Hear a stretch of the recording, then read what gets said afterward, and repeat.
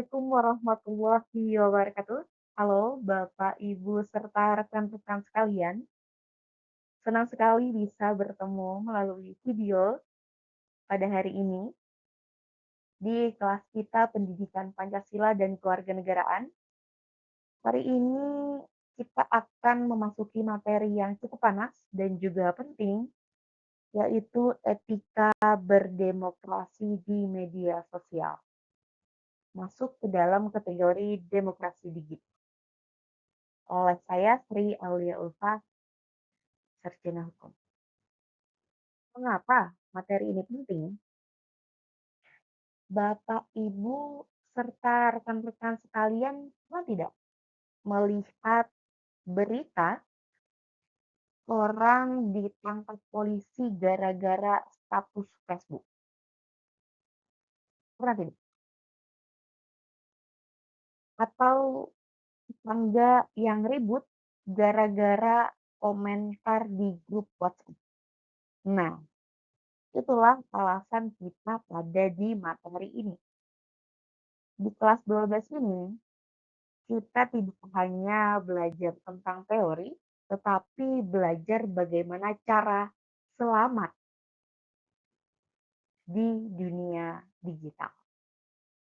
Kita ingin Bapak, Ibu, serta rekan-rekan sekalian bisa mengkritik kebijakan pemerintah yang kurang pas, tetapi jangan sampai kritik kita itu justru membawa Bapak, Ibu, serta rekan-rekan sekalian itu ke jalur hukum. Kita ingin Bapak, Ibu, serta rekan-rekan sekalian menjadi orang-orang yang cerdas dalam berpendapat. Di mana media sosial ini sudah menjadi arena utama bagi kita dalam mengekspresikan pendapat dan menjalankan kegiatan demokrasi. Namun, meskipun kita memiliki hak untuk berbicara, untuk mengemukakan pendapat, kebebasan ini tentunya harus kita pahami dalam konteks batasan hukum dan juga etika agar tidak menimbulkan konflik di kemudian hari.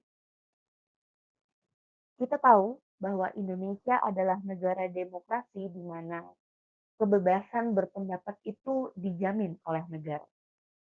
Tetapi kenapa masih banyak orang yang masuk penjara karena istilah media sosialnya? Hal inilah yang menjadikan materi ini cukup penting agar kita bisa kritis kepada pemerintah, kepada kebijakan pemerintah, tetapi tetap merasa aman untuk harus berurusan dengan polisi.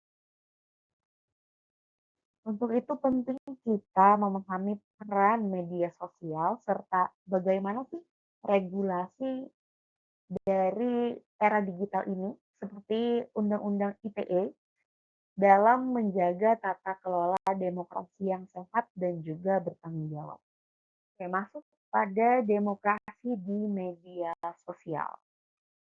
Kebebasan berpendapat di dalam demokrasi kita dijamin di dalam Undang-Undang Dasar Negara Republik Indonesia tahun 1945 sebagai konstitusi kita, di mana di dalam pasal 28E ayat 3, setiap orang berhak atas kebebasan berserikat, berkumpul, dan mengeluarkan pendapat. Dengan catatan, kebebasan ini adalah hak konstitusional, bukan tanpa batas, tetapi batasnya adalah hak orang lain dan juga aturan undang-undang. Kebebasan berpendapat ini adalah hak fundamental setiap orang, di mana dalam demokrasi yang memungkinkan masyarakat untuk menyuarakan ide, kritik, dan juga keluhan. Namun, kebebasan ini bukan tanpa batas dan harus kita hormati dengan prinsip tanggung jawab dan juga etika. Penting untuk kita menjaga keseimbangan antara kebebasan individu dan hak orang lain agar demokrasi tetap berjalan dengan efektif dan juga harmonis. Kita sudah membuka nih dasarnya di mana konstitusi tadi menjamin hak kita untuk berbicara. Artinya, negara tidak melarang kita untuk protes, kita untuk mengeluh, kita untuk berpendapat, tetapi kita perlu ingat dalam hukum ada aturan di mana hak kita itu dibatasi oleh hak orang lain. Ibarat kita tinggal di perumahan, kita bebas setel musik di rumah kita sendiri, tapi kalau volumenya sampai memecah membaca rumah tangga atau rumah tetangga maksudnya, itu namanya kita melanggar hak orang lain. Nah, begitu juga di media sosial. Bebas bukan berarti kebablasan.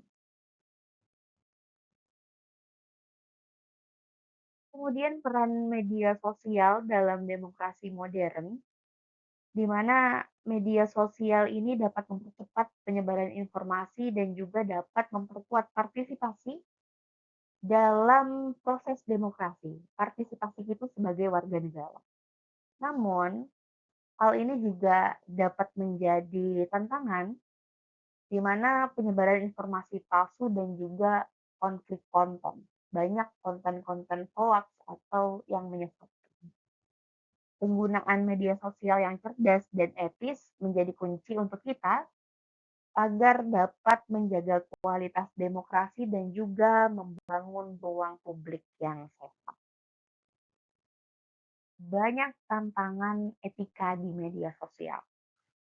Media sosial menghadirkan berbagai tantangan itu seperti penyebaran berita palsu, ujaran-ujaran kebencian, dan pelanggaran privasi orang lain. Hal ini dapat mempengaruhi kredibilitas informasi dan keharmonisan sosial. Mana yang boleh? Kritik seperti apa yang diperbolehkan? Ciri-ciri kritik yang diperbolehkan itu kita fokus pada kebijakan atau kinerja. Misal, jalan di desa ada yang rusak, mohon diperbaiki. Dan cara penyampaiannya pun dengan sopan,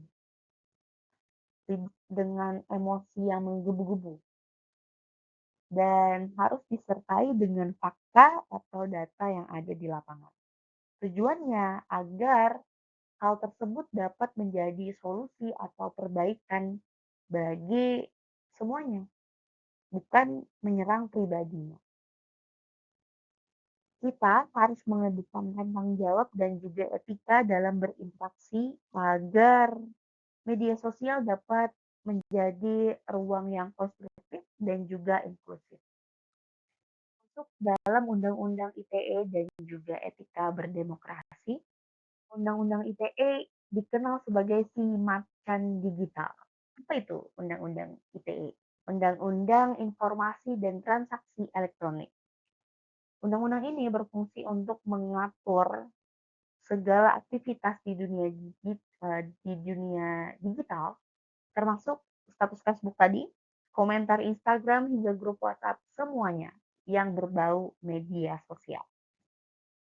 Dan yang perlu kita ingat bahwa apa yang kita tulis di internet itu bersifat permanen. Meskipun sudah kita hapus, tetapi jejak digital itu ada, Bapak Ibu sekalian.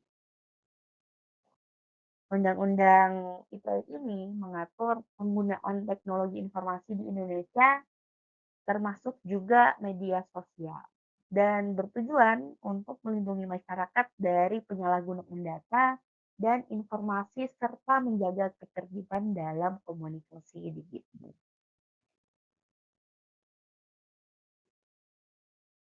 Saya menyebutnya macan digital tadi kenapa? Karena dia diam, tetapi kalau kita salah dalam melangkah, dia bisa menerkam.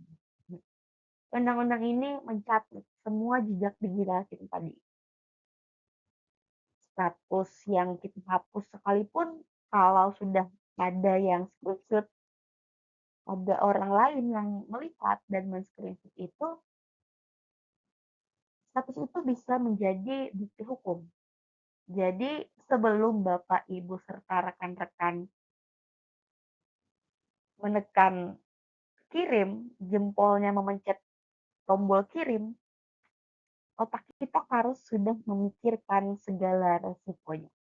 Karena jejak digital itu abadi. Bagaimana batasan kebebasan berpendapat itu menurut Undang-Undang ITE? Undang-Undang ITE ini menetapkan batasan kebebasan berpendapat untuk menghindari penyebaran konten yang melanggar hukum seperti fitnah, penghinaan, dan juga ujaran kebencian.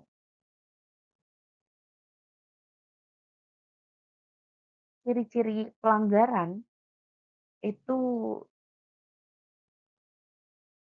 menyerang fisik atau pribadi seperti yang kita sebutkan sebelumnya tadi, membawa unsur sara, suku, agama, ras, dan juga antar golongan, menggunakan kata-kata kasar atau makian yang merendahkan martabat, dan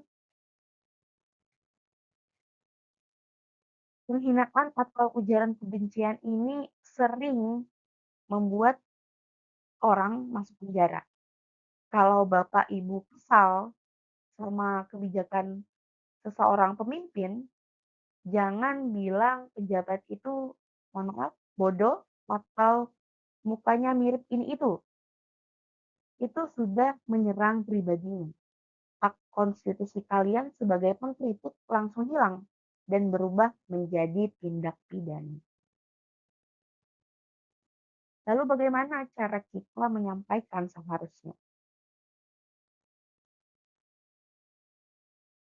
Sekarang seperti yang saya sebutkan sebelumnya, bahwa jalan di desa ini rusak, Pak. Padahal pajak sudah kami bayar loh, Pak.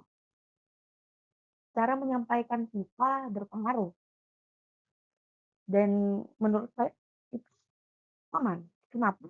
Karena yang dibahas adalah pelayanan publik, bukan urusan pribadi pejabatnya. Jadi jangan takut mengkritik asalkan kita fokus pada masalahnya. Karena kritik itu merupakan vitamin bagi demokrasi.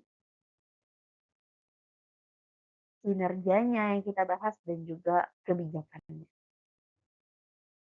Cara yang lebih bagus dalam kita menyampaikan aspirasi yang beradab adalah kita menggunakan saluran resmi.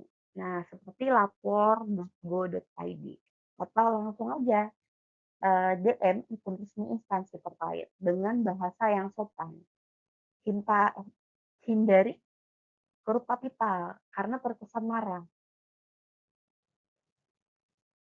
Teks tidak memiliki emosi. Jadi siapapun yang membacanya itu bisa menafsirkan dengan emosinya sendiri. Jadi mungkin kita mengirimkan itu dengan nada yang tidak emosi, tetapi yang menerima merasa kita itu emosi. Kemudian kita harus mencek fakta. Pastikan berita yang kita kritik bukan hoax. Dan ada tips nih untuk teman bermedsos. Filter 3 tes.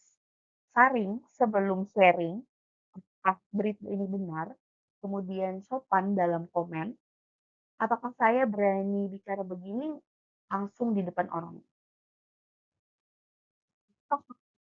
Kata-kata kita itu bisa kita ucapkan secara langsung. Karena terkadang lebih mudah mengkritik melalui media sosial, hanya mengetikkan dengan jempol kita dibanding dengan kita menyampaikan secara langsung. Kemudian solutif. Apakah postingan saya itu dapat membantu menyelesaikan masalah atau hanya menambah keributan? Ada beberapa pasal di Undang-Undang ITE yang sering disebut dengan pasal karet karena tafsirnya bisa melebar, terutama soal pencemaran nama baik. Banyak orang yang awalnya cuma berniat curhat malah dilaporkan balik. Jadi pesan saya, jika sedang marah, sedang emosi, atau sedang jengkel, tolong jangan buka HP dulu. Tenangkan hati, dan kalau kita mengetik sambil emosi, biasanya logika kita itu hilang dan pasal-pasal ini sudah mengintai kita. Pasal karet yang perlu kita waspadai ada di pasal 27 ayat 3 tentang pencemaran nama baik, kemudian pasal 28 ayat 2 tentang ujaran kebencian, kemudian hati-hati saat emosi, karena jangan sampai jempol lebih cepat daripada otak kita. Undang-undang ITE itu berdampak pada kontrol konten digital dengan memberikan sanksi terhadap pelanggaran yang terjadi di media sosial. Pengguna harus memahami aturan ini karena menghindari konsekuensi hukum dan menjaga etika komunikasi di ruang digital. Kesimpulan pada materi kali ini, di mana penggunaan media sosial dalam demokrasi harus dibarengi dengan pemahaman etika dan juga batasan hukum seperti yang diatur di dalam Undang-Undang ITE. Dengan kesadaran tersebut, masyarakat dapat berpartisipasi secara produktif dan juga bertanggung jawab dalam demokrasi digital. Bapak, Ibu, serta rekan-rekan sekalian, sebagai tutor Bapak, Ibu, dan rekan-rekan, saya ingin Bapak, Ibu, dan rekan-rekan lulus bukan cuma membawa ijazah, tetapi juga dapat membawa karakter. Pancasila bukan hanya untuk dihafalkan, tetapi untuk dipraktikkan di jempol kita masing-masing. Jadilah warga negara yang berani, yang kritis, tetapi tetap beradab. Terima kasih Bapak, Ibu, serta rekan-rekan sekalian sudah menyimak video yang cukup panjang seperti ini ya. Jika ada pertanyaan atau pengalaman soal media sosial, Bapak Ibu dapat mengirimkannya di grup WhatsApp atau langsung ke saya saja tidak apa-apa. Kalau mau cerita saja. Sampai jumpa di minggu depan. Tetap semangat dan salam Pancasila.